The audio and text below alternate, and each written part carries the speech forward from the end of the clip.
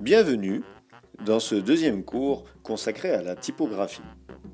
Nous avons vu précédemment comment insérer correctement, sans espace superflu, la virgule, le point, les points d'exclamation et d'interrogation,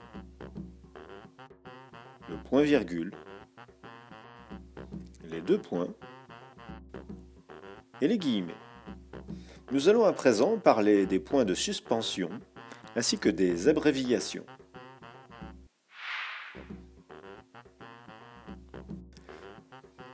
On peut utiliser les points de suspension à la fin d'une énumération. Ce signe composé de 3 points uniquement indique que l'énumération n'est pas terminée et pourrait être continuée. Naturellement, il n'y a pas d'espace entre le dernier mot et les points de suspension. On peut aussi utiliser les points de suspension pour traduire un silence ou encore une hésitation. On trouve parfois dans un texte des points de suspension entre crochets. Ils indiquent qu'une coupure a été faite, que le texte n'est pas entier. C'est une manière de politesse faite au texte, une preuve d'honnêteté, signifiant « le texte que je vous donne est tronqué, il est incomplet ». Quant aux 3 points terminant une énumération, ils sont l'équivalent de l'abréviation « etc.» qui s'écrit E, T, C, suivi d'un point. Cela signifie et caetera, ce qui veut dire en latin « et le reste ».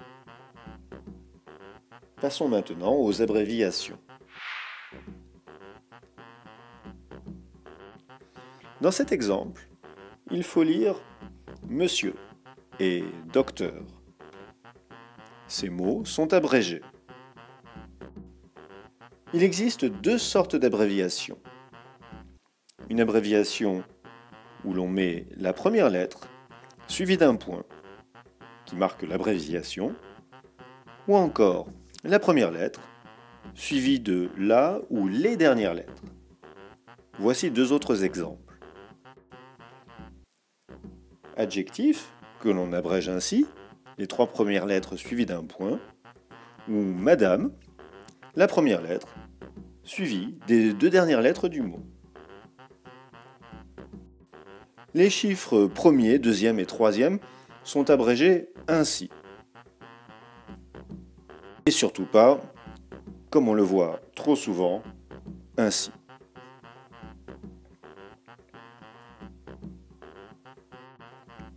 Au reste, en principe, ce E devrait être en hauteur.